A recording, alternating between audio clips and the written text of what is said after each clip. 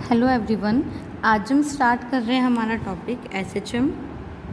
देखो, इससे रिलेटेड कुछ क्वेश्चंस जो थे वो मैं इसे प्रीवियस वीडियो में ऑलरेडी करा चुकी हूँ, है ना। तो उसी क्वेश्चन की सीरीज़ को अभी हम लोग कंटिन्यू कर रहे हैं। सो तुम्हारा question number first, that if in SHM U, V, W, एक एसएचएम है जिसमें U, V, W मेरे क्या है, वेलोसिटीज़ गिवन है ना। Be the velocities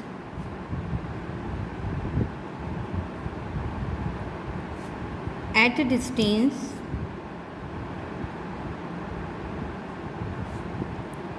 A, B, C from a fixed point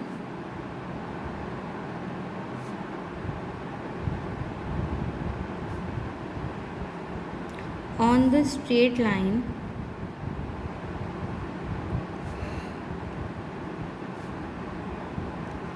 which is not a centre of a force. यानी मुझे क्या बोल रहा है, एस एच एम की तीन वेलोसिटी है U, V, W at a distance A, B, C from a fix point. लेकिन वो जो फिक्स पॉइंट है वो मेरा क्या है, सेंटर ऑफ फोर्स नहीं है। यानी वो जो मेरा पॉइंट है वो फिक्स तो है लेकिन क्या है, सेंटर ऑफ फोर्स नहीं है। यहाँ तक चीज़ समझ में आई। हमें बताना है, we need to show that the period of the time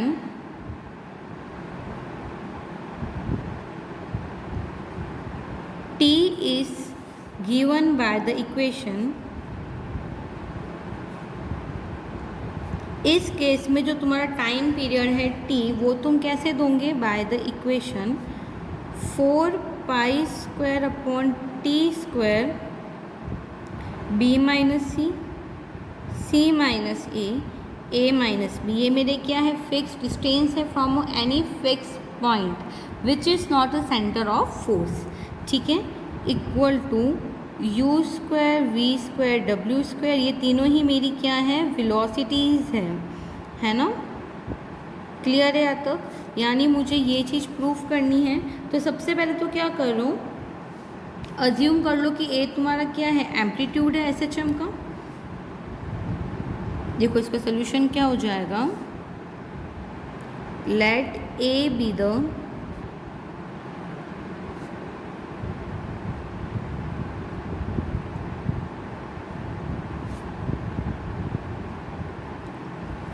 amplitude of SHM and D be the distance.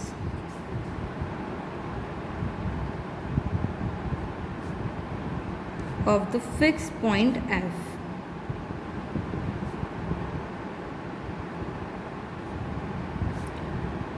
from the center of force O।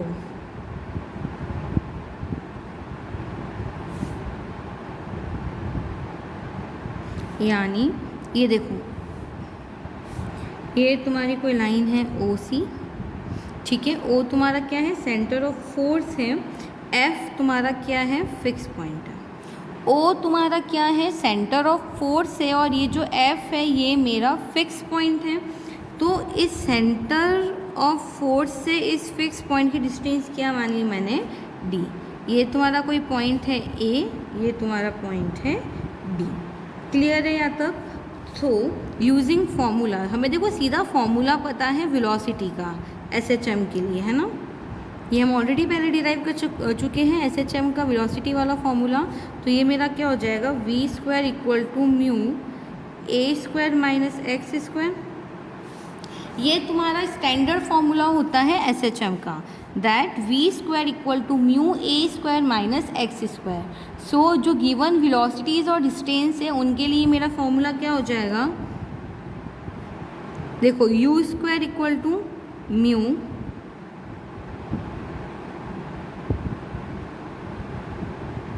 a²। Amplitude तुमने क्या माना है, A माना है, कैपिटल A। ये तुम्हारा एम्पलीट्यूड ही तो होता है इस फॉर्मूले में।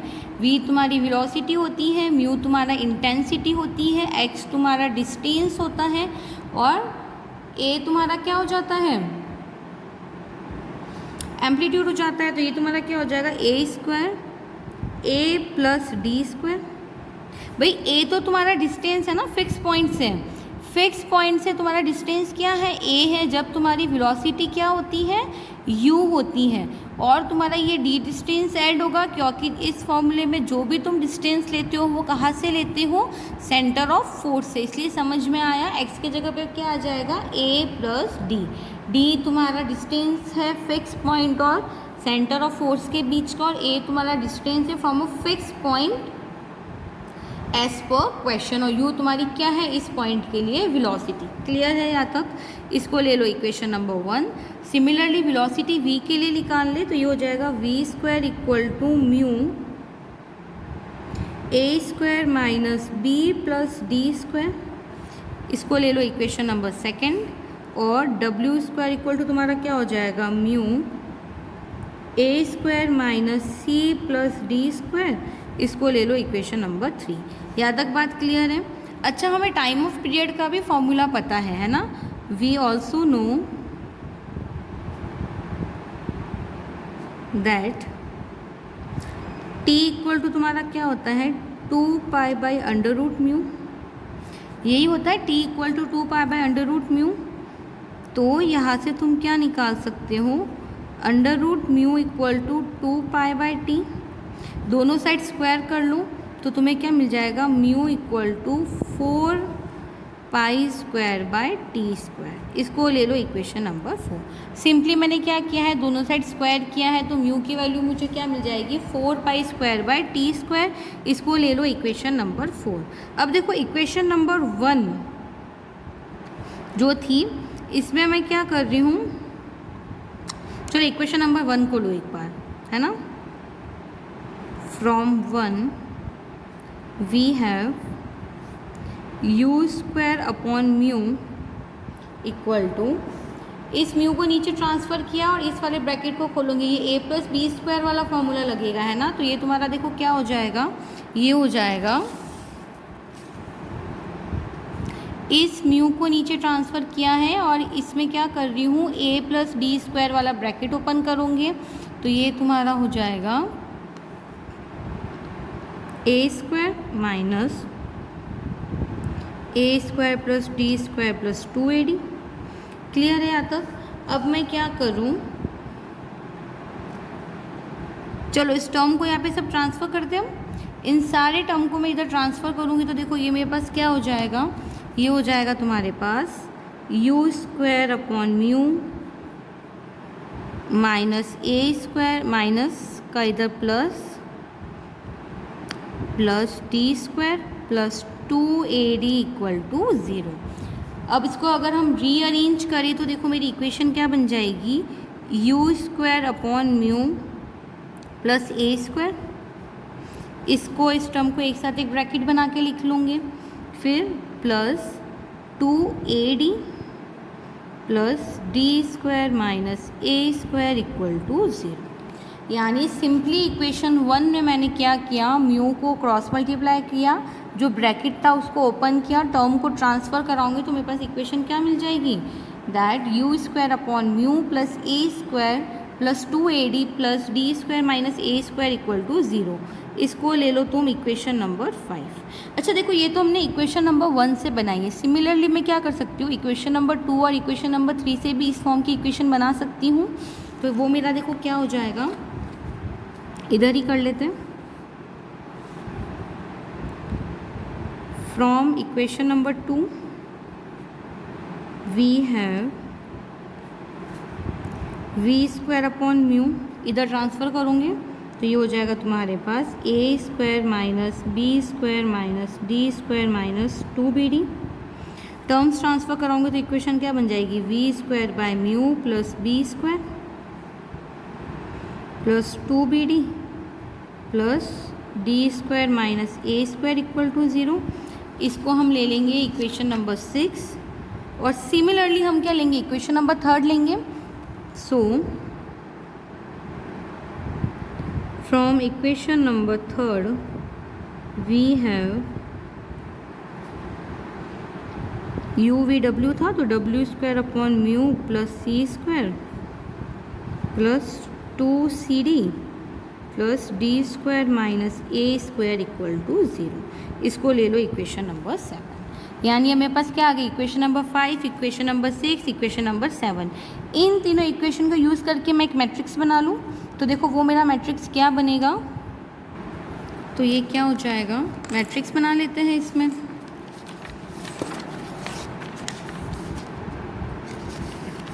तो चलो इधर कंटिन्यू करेंगे आगे। इक्वेशन नंबर 5, 6 और 7 को कंपेयर करते जाओ तो ये मेरा क्या हो जाएगा, देखो u square upon mu plus a square, first term वाला कोफिशिएंट। सेकेंड इक्वेशन का कोफिशिएंट क्या था मेरे पास, v square upon mu plus b square, W square upon mu plus c square. फिर सेकेंड टर्म को कंपेयर करो तो क्या आ जाएगा, 2AD 2BD 2CD। और थर्ड तुम्हारा तीनों में क्या है, D square minus A square, D square minus A square and D square minus A square equal to 0। ये मैट्रिक्स बना लिया यूजिंग इक्वेशन 5, 6 एंड 7। अब देखो, तो देखो अब मैं क्या कर सकती हूँ, इस वाले में से 2D कॉमन निकाल लूँ, तीनों में आ रहा है, तीनों कॉलम्स में आ रहे हैं, और इसमें से D square minus A square निकाल लूँ, यानी एलिमिनेटिंग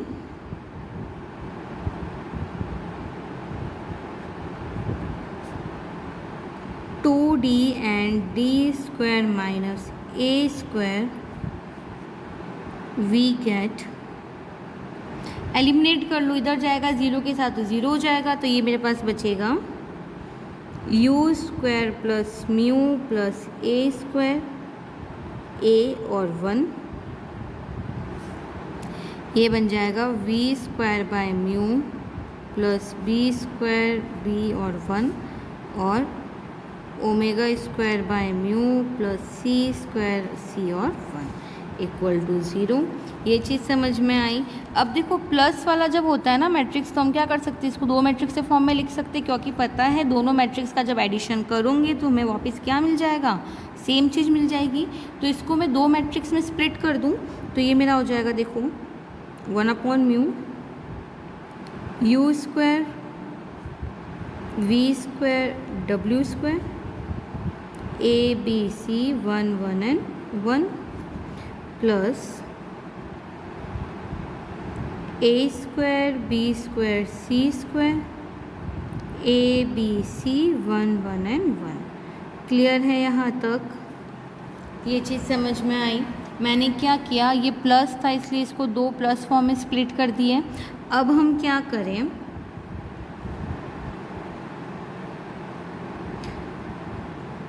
देखो रो और कॉलम को हम इंटरचेंज कर ले, इसमें कर सकते हैं, इससे हमारे मैट्रिक्स में कोई फ़र्क नहीं पड़ेगा। तो ये मेरा हो जाएगा U square we square W square A B C and 1 1 and 1। Clear है यहाँ तक। प्लस इसमें मैं क्या करूँ,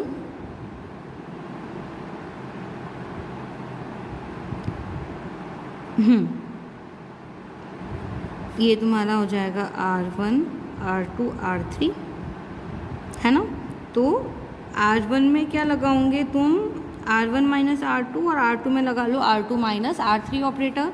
तो ये मेरा हो जाएगा A2 minus B2 a minus b, sorry a square minus b square a minus b and 1 minus 1 0।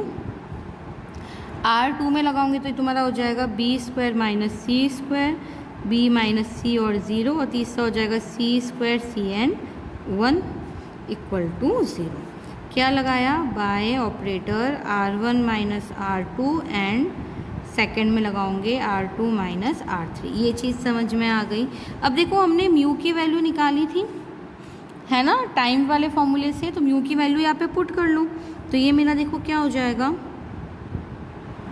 T square upon 4 pi square, और मैट्रिक्स बन गया u square we square W square A B c n 1 1 1 plus a square minus b square minus c square and c square a minus B minus c और c 0 0 1 equal to 0। यहाँ तक बात समझ में आ गई। अब मैं क्या करूँ, देखो इस मैट्रिक्स को तो एज इट इज़ रहने दो, क्योंकि जहाँ पे हमें प्रूफ करना है ना वो तो हमें लिखना ही पड़ेगा। तो मैं क्या करूँ, इस मैट्रिक्स को सॉल्व कर लूँ। तो मैट्रिक्स सॉल्व करने का फॉर्मूला तो हमें ऑलरेडी पता ही है। तो ये मेरा क्या हो जाएगा, T square upon 4 square U square we square W square A B C 1 1 and 1 plus ये हो जाएगा तुम्हारा a minus B minus C and a minus C equal to 0। ये चीज़ समझ में आ गई। अब मैं क्या करूँ, इस टर्म को यहाँ पे ट्रांसफ़र करा दूँ। तो ये मेरा क्या बन जाएगा,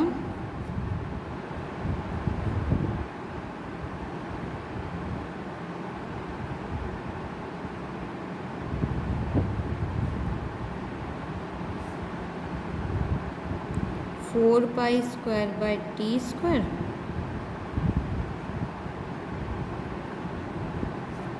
and a minus B minus C a minus C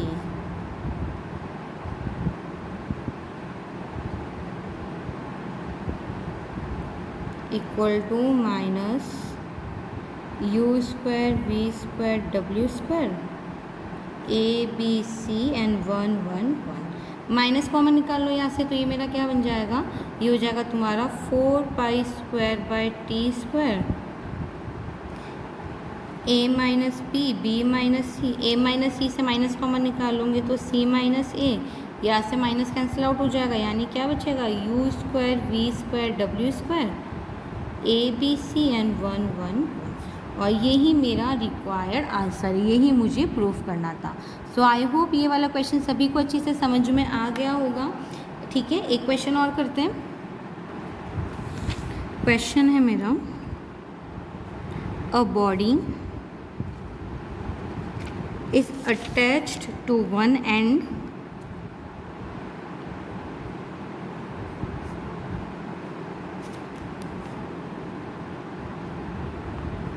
of an inextensible string। Question क्या बोल रहा है कि a body is attach to one end of inextensible string and the other and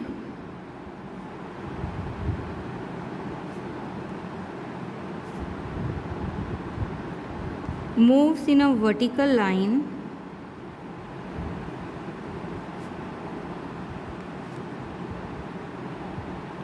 with SHM of amplitude A, making an complete oscillation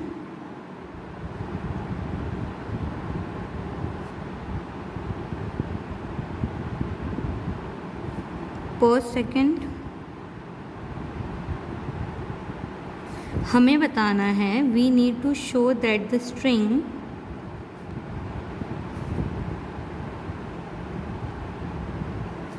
will not remain tight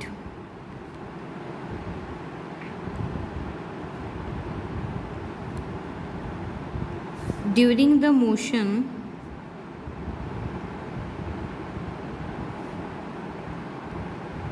unless n square is less than g by 4 pi square a। ये चीज़ समझ में आई। Question क्या बोल रहा है कि एक body attached है to the one end of a inextensible string और अदर एंड क्या कर रहा है, मूव कर रहा है ना straight line with the SHM of amplitude A, जो क्या कर रहा है, एन कंप्लीट ऑक्सीलेशन ले रहा है पर सेकेंड। हमें बताना है कि जो उसकी स्ट्रिंग है वो टाइट नहीं रहेगी during a motion unless N square is less than G upon 4 pi square A. Question समझ में आया। इसका सोल्यूशन देखते हैं। That if mu is the intensity of SHM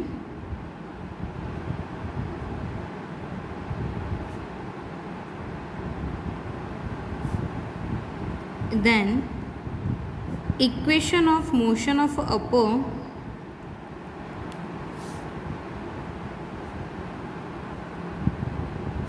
extremity of a spring will be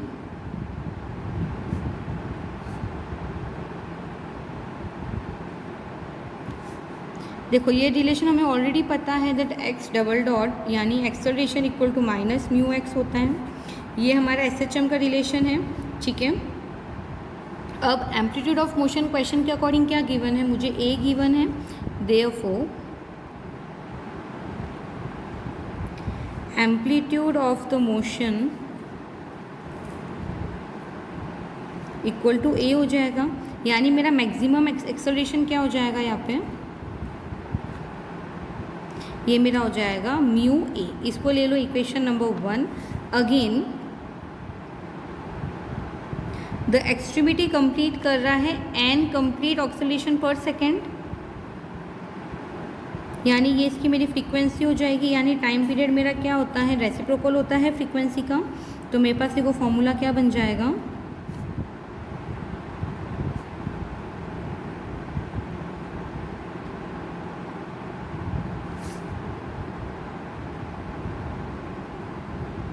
ये हो जाएगा N dot T equal to 1।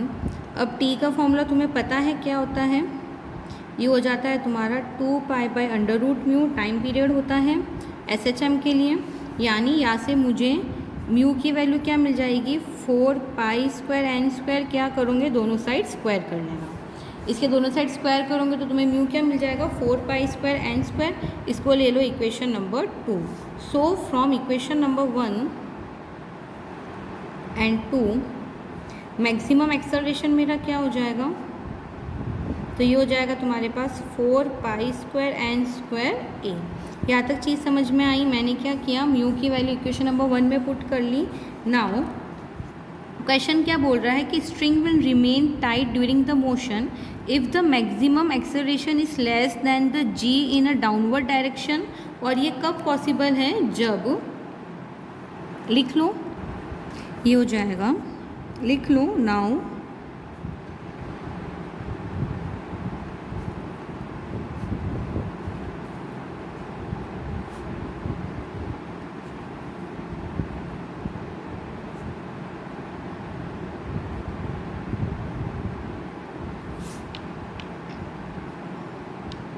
String will remain tight during the motion कब होगा, जब मैक्सिमम एक्सेलरेशन मेरा क्या हो जाएगा। देखो ये ना फिजिक्स के कॉन्सेप्ट लग रहे हैं इसमें, है ना, कि भाई तुम्हारा स्ट्रिंग तब तक टाइट रहेगा जब तक उसका मैक्सिमम एक्सेलरेशन क्या होगा, लेस देन जी होगा इन डाउनवर्ड डायरेक्शन। यानी जो तुम्हारा ये मैक्सिमम एक्सेलरेशन है that means 4 pi square n square A, ये तुम्हारा लेस देन जी होगा। दैट मीन्स एन स्क्वायर तुम्हारा क्या होना चाहिए, जी 4 पाई स्क्वायर ए। और यही हमें क्वेश्चन के अकॉर्डिंग प्रूव करना था। सो आई होप ये दोनों क्वेश्चन सभी को अच्छी से समझ में आ गए होंगे। मिलते हैं कल नेक्स्ट टॉपिक के साथ। Thank you so much.